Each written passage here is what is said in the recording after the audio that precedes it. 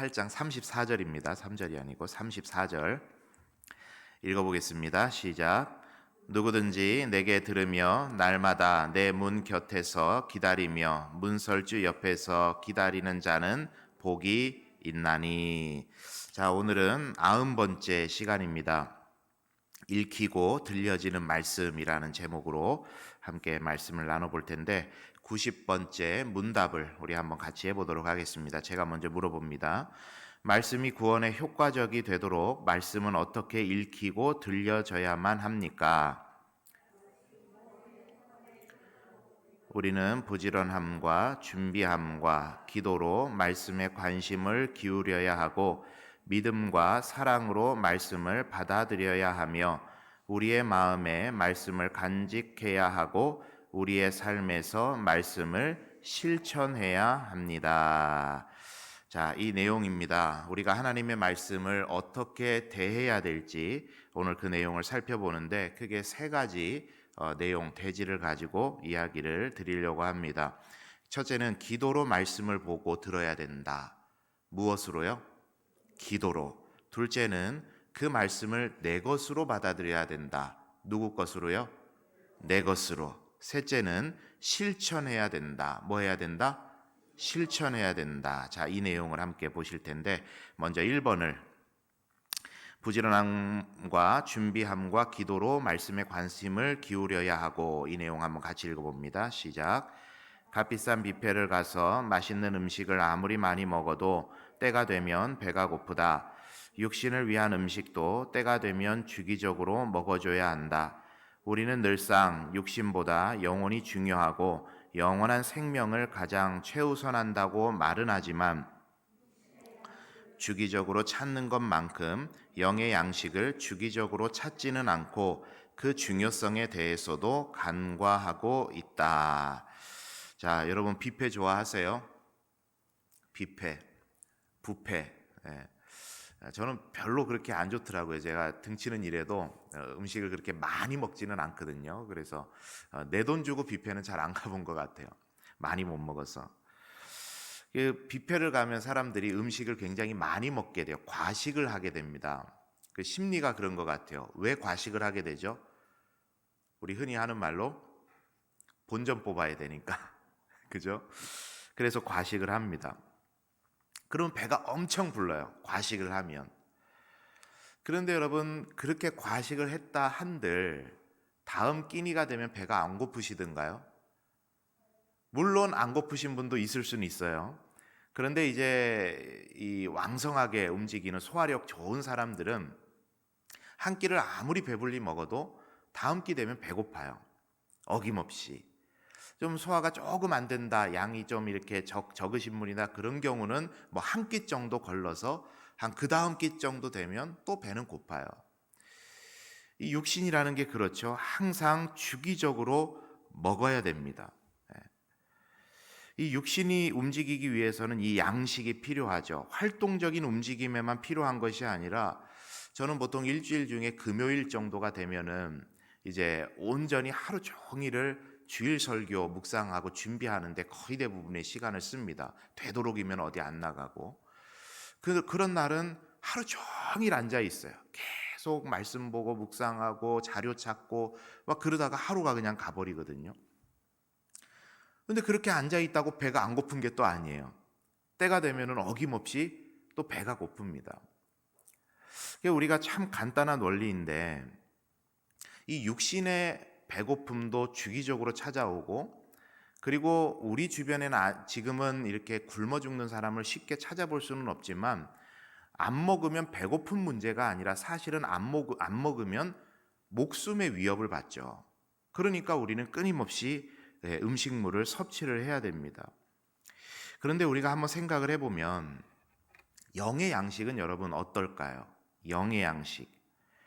우리가 하나님의 뜻을 행하고 하나님의 생각을 따라 생각하고 하나님의 마음을 닮은 내가 가치관을 가지고 그렇게 우리의 삶을 살아가는 데 있어서 이게 그냥 저절로 되는 것이 아니라 그에 따르는 영양분, 영적 양식을 계속해서 공급받아야 되는데, 그래야 그 하나님의 뜻에 맞게 살아갈 수 있는 에너지가 우리에게 생기게 되는데 그 영의 양식을 공급하는 일에, 그 말씀을 보는 일에 우리가 얼마나 주기적으로 그 시간에 투자하고 있는가 한번 우리가 되짚어 볼 필요가 있습니다.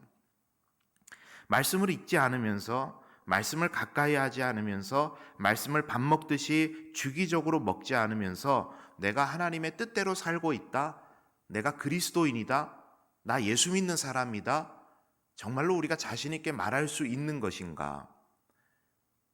우리가 말로는 참 영혼이 중요하고 영원한 생명이 중요하다고 그렇게 말은 하지만, 이구동성으로 누구나 다 아멘 하지만, 이 육신을 챙기는 만큼 내가 영적인 에너지를 공급받는 일에 얼마나 시간을 할애하고 정기적으로 투자하고 있는가, 우리 스스로에게 한번 질문해 볼 필요가 있겠다 싶습니다. 오늘 문답이 그것을 이야기를 해주고 있습니다. 말씀이 구원에 효과적이 되기 위해서, 즉 그리스도인으로서, 우리가 온전한 그리스도인으로서 살아가기 위해서는 부지런함과 준비함과 기도로 말씀에 관심을 기울여야 한다, 그렇게 말을 했어요. 무엇과 무엇으로요? 부지런함과 준비함과 기도로. 부지런하면 뭐겠어요? 꾸준하게 계속해서 가까이 하는 것이죠. 준비함과 기도함이라는 것은 무엇일까요? 우리가 말씀을 대할 때 꼭 기도하고 말씀을 대하는 게 중요하다는 이야기입니다. 우리가 이를테면 이 육신의 양식을 먹을 때 여러분 밥 먹기 전에 뭐 하세요? 기도하시잖아요. 아침에 기도하면은 언제까지 그게 유효기간이에요? 아침에 한번 기도하면 점심에는 안 해도 되나요? 그런 룰은 없죠. 그런 법칙은 없지만 우리가 매 끼니 먹을 때마다 식사 기도를 해요. 왜요? 이 주신 음식 감사하고 이 먹는 음식이 나에게 뼈가 되고 살이 되어서 나를 건강케 해달라는 그런 기원을 담아서 우리가 기도하지 않습니까? 여러분, 영의 양식을 섭취할 때도 마찬가지입니다. 그 말씀이 나의 마음에 들어와서 그 말씀이 나의 삶을 움직이게 해달라고, 그 읽는 말씀을 깨닫게 해달라고, 그 말씀이 나에게 감동이 되어서 나의 심령을 찔러 쪼개는 능력의 말씀이 되게 해달라고 기도하는 마음으로 말씀을 대해야 된다라는 겁니다. 그렇게 될 때 우리가 하나님의 말씀을 통해서 참된 영적인 양식과 에너지를 공급받을 수 있다, 그것을 오늘 이 질문에서는 답을 내려주고 있습니다. 우리 사랑하는 성도님들, 말씀을 주기적으로 가까이 하는 여러분 되시기를 바랍니다. 주기적으로 가까이 하는 게 중요해요. 주기적으로 내가 이 시간만큼은 하나님 앞에서 내가 말씀의 영의 양식을 공급받겠다. 그리고 그 말씀을 읽기 전에는 항상 하나님, 성령 하나님, 읽는 말씀이 깨닫게 하시고 감동되게 하시고 나의 혼과 영과 관절과 골수를 찔러 쪼개는 말씀 되도록 주님, 이 말씀을 통해 나를 수술해 주십시오. 그런 마음으로 말씀을 받는 게 굉장히 중요하겠다 하는 이야기입니다.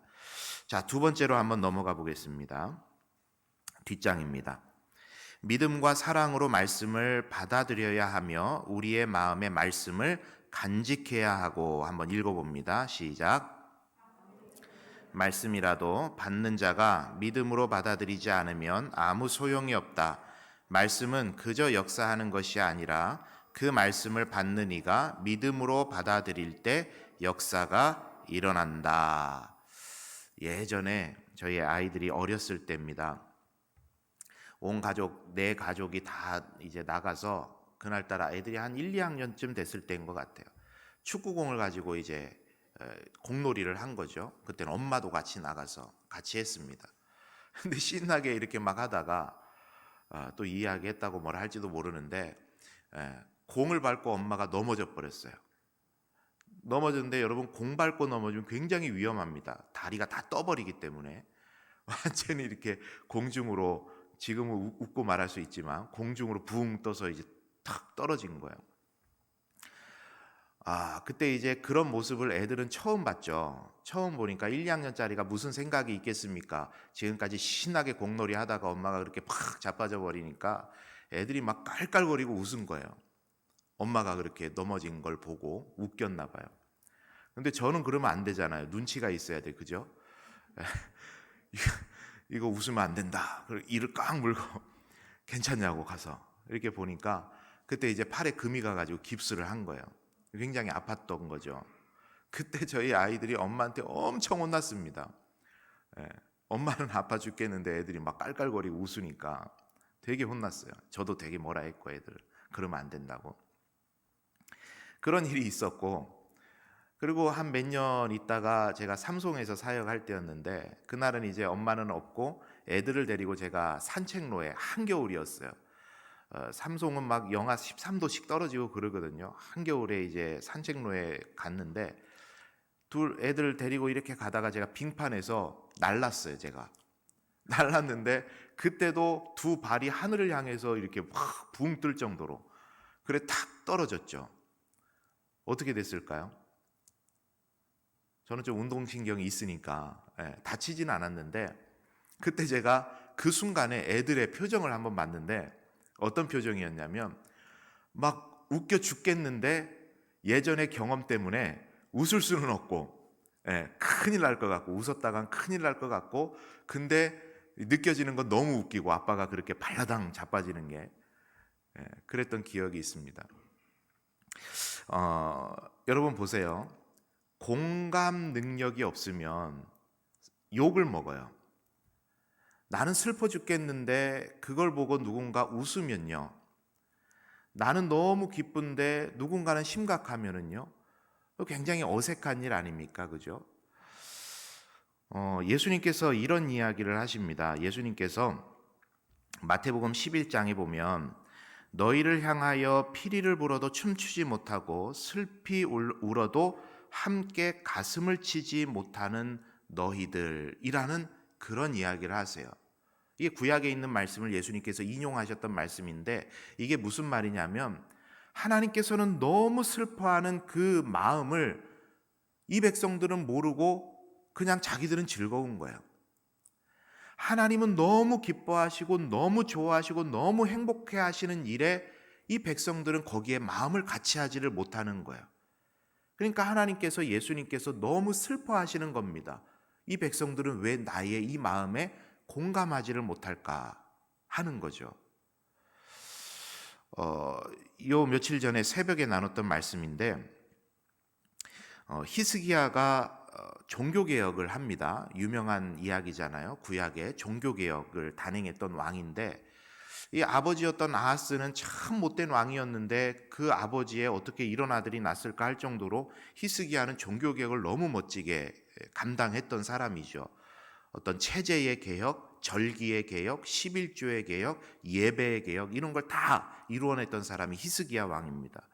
자, 그런데 이 히스기야가 절기를 회복하기 위해서 온 나라에 이제부터는 하나님의 절기를 율법대로 내가 개혁하겠다, 다시 이렇게 세우겠다 하면서 온 나라에 이제 그 소식을 전할 때 성경에는 이제 보발꾼이라고 했는데 이제 우리 흔히 하는 말로 하면 메신저라고 할 수 있겠죠. 메신저들을 보내가지고 전국 곳곳에다가 그 이제 복음의 말을 하나님의 말씀을 전한 거예요. 그런데 전했는데 우리 그 유인물에 보시면 말씀을 적어놨는데요. 우리 한번 같이 볼까요? 역대하 30장 10절 말씀 유인물에 보시면 2번에 말씀이 적혀 있습니다. 한번 읽어볼게요. 시작. 보발꾼이 에브라임과 므낫세 각 성읍으로 두루 다녀서 스불론까지 이르렀으나 사람들이 그들을 조롱하며 비웃었더라. 하나님의 말씀이 자기들에게 임했어요. 도착했어요. 마치 메일이 오는 것처럼 메일이 딱 도착을 했습니다. 열어봤어요. 그런데 그걸 보고 이 사람들이 뭐 했다 그러죠? 비웃었더라. 비웃었다. 이런 이야기를 합니다. 그러니까 하나님의 마음이 뭔지도 모르고 그냥 하나님하고 전혀 상관없이 살았던 거예요. 말씀이 임해도 그걸 받아들이지를 못하는 겁니다. 그래서 이 다윗이 시편 119편에 이런 말을 한 거예요. 내가 주께 범죄하지 아니하려 하여 주의 말씀을 내 마음에 두었나이다. 이렇게 말합니다. 여기서 범죄란 뭘까요? 하나님의 마음을 모르고 행하는 모든 것을 이야기하는 거예요. 그래서 다윗은 하나님의 마음도 모르고 내가 하나님의 마음에 그릇되게 행할까 봐 그게 두려워서 하나님의 말씀을 내 마음에 두었습니다. 주님의 말씀을 내 발의 등불과 같이 여기면서 그 말씀을 내 마음에 간직하고 있습니다. 그렇게 말을 했던 거예요. 그 참 중요한 것이요, 여러분. 하나님의 말씀을 들을 때 그 말씀이 나에게 주시는 말씀으로 듣는 것이 굉장히 중요합니다. 아, 이것은 나에게 주시는 말씀이다. 오늘 나에게 지금 말씀하고 계신다. 그렇게 들어야 돼요. 여러분, 요즘 얼마나 많은 말씀들을 여러분 들으십니까? 한번 세보셨어요? 한번 세보세요. 일주일에 설교 몇 편 정도 듣는지. 이게 시대적으로 좀 이렇게 달랐던 것 같아요. 예전 시대에는 아무런 이런 미디어들이 없었던 시절에는 이제 교회 나와야 이제 말씀 듣는 거 아닙니까? 그죠? 설교 말씀 듣는 건데 보통 그래도 교회 열심히 나오시는 분들은 일주일에 근 한 10편은 들으셨을 거예요. 주일, 오후, 수요, 새벽 7번, 뭐 6번 이렇게 하면 대략 10번 아닙니까? 굉장히 많이 듣는 거잖아요. 그런데 또 시대가 가니까 어떻게 됐죠? 뭐 극동방송이라든지 CBS라든지 케이블 TV를 통해서 언제든지 리모컨만 가지고 켜면 들을 수 있었어요. 그러니까 뭐 수십 편 안 들었겠습니까? 많이 들으신 분들은. 근데 요즘 시대는 또 어때요, 여러분? 유튜브. 특히나 이제 온라인 예배 코로나 때문에 막 교회마다 활성화되면서 얼마나 많은 말씀들이 막 떠다니는지 몰라요. 심지어는 누워서도 듣지 않으세요? 누워서도 심지어는. 여러분, 그런데 이렇게 말씀이 많이 들리는 게 여러분 진짜 복일까요? 여러분 어떻게 생각하세요?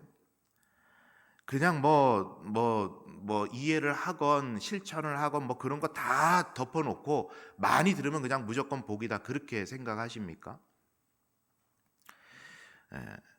아닌 것 같아요. 제가 볼 때. 잘 모르겠어요. 진짜 도움이 되는 것일까?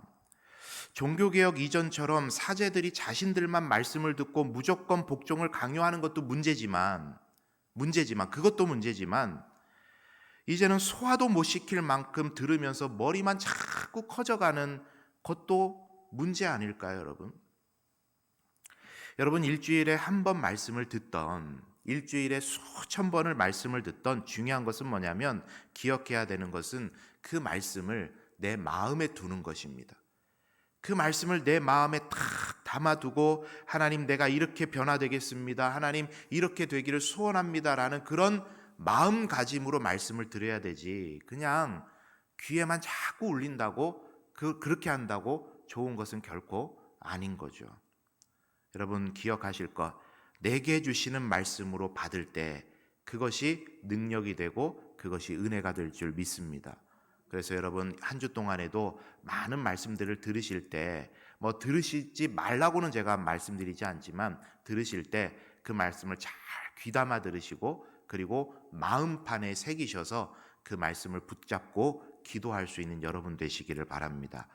자, 마지막으로 세 번째 한번 보겠습니다. 우리의 삶에서 말씀을 실천해야 합니다. 읽어볼게요. 시작.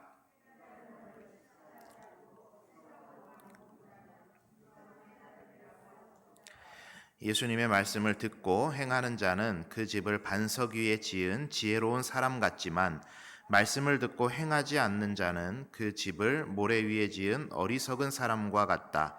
신앙생활을 한 연차만큼 결실을 맺고 있는지를 점검해야 한다. 실천에 대해서는 여러분 길게 말씀은 안 드리겠습니다. 믿음은 무엇으로 나타나야 될까요? 행동으로, 열매로 나타나야 되죠. 그렇죠? 예수님께서도 이런 말씀을 하셨어요. 누가복음 6장 46절에 적어놨는데 그 말씀에 보니까 너희는 나를 불러 주여 주여 하면서도 어찌하여 내가 말하는 것을 행치 아니하느냐 이렇게 말을 하세요. 너희는 나를 불러 주여 주여 하면서 주님 주님 그렇게 하면서 그렇게 열심히는 따라다니는데 너희들 이거는 왜 안 하냐? 뭘 안 한다고요? 왜 말씀을 행하지는 않냐? 반석 위에 지은 집에 대한 이야기 하실 때도요, 그 맥락이 바로 그것입니다. 반석 위에 집을 지은 사람은 어떤 사람이냐면 말씀을 듣고 그 말씀을 지켜 행한 사람이라 그랬어요. 씨앗이 뿌려지는 그 비유도 있지 않습니까? 길가에 뿌려지고 가시밭에 뿌려지고 돌밭에 뿌려지고 좋은 밭에 뿌려졌는데 좋은 밭에 뿌려졌다는 그 의미가 뭐였습니까? 우리 마지막으로 말씀 한번 볼까요? 그 누가복음 8장 15절 적어놨습니다. 읽어봅니다. 시작. 좋은 땅에 있다는 것은 착하고 좋은 마음으로 말씀을 듣고 지키어 인내로 결실하는 자니라. 자, 좋은 땅에 뿌려졌다는 것에 대한 정확한 의미를 말씀하시죠. 좋은 마음으로 말씀을 듣고 그것을 뭐한다? 지키어 인내로 결실하는 자다. 그러니까 여러분, 예수님께서 일관되게 하시는 말씀에 관한 중요한 통찰 하나가 뭐냐면, 말씀은 그저 듣고 마음에만 간직하면 되는 게 아니라 그 말씀으로 열매를 맺어야 된다. 변화돼야 된다. 실천해야 된다. 행동으로 나타나야 된다. 그것을 예수님도 일관되게 이야기하셨던 거죠. 여러분은 어느 쪽이신 것 같으세요? 말씀을 많이 듣고 아까 말씀드렸던 것처럼 머리가 자꾸 커져가고 계십니까? 아니면 내가 보고 들은 말씀만큼 실천하기 위해서 노력들을 하고 계십니까? 로마서와 야고보서가 굉장히 중요한 이 균형을 이루는 것이 믿음으로, 은혜로 말미암는 믿음으로 구원을 받는다. 구원받은 자는 반드시 삶에 행함이 따라온다. 이게 로마서와 야고보서의 말씀이거든요. 그러니까 여러분, 말씀을 우리가 듣기는 듣지만 참 중요한 거, 그 말씀을 꺼내서 부담되고 힘들고 어려울지라도 하나라도 실천해 보려 할 때 그 말씀이 우리에게 능력의 말씀이 되는 것이고 하나님의 원하시는 삶을 우리가 만들어 갈 수 있는 것입니다. 여러분, 말씀을 정리하면서 이렇게 한번 정리를 해보겠습니다. 열심히 말씀을 읽고 들으십시오. 첫째입니다. 둘째, 항상 읽고 들을 때 나에게 주시는 말씀으로 내 마음판에 새긴다는 생각으로 읽고 들으십시오. 이게 두 번째입니다. 그리고 세 번째, 머리에만 놓지 마시고 꺼내서 실천하십시오. 힘들어도 실천하십시오. 그러면 30배, 60배, 100배의 결실이 우리에게 맺히게 되는 것입니다. 여러분, 이 세 가지 꼭 기억하시면서 하나님의 말씀을 통해 우리에게 은혜 베풀어 주시는 그 하나님의 손길을 경험하시는 저와 여러분의 복된 삶이 다 되시기를 바랍니다.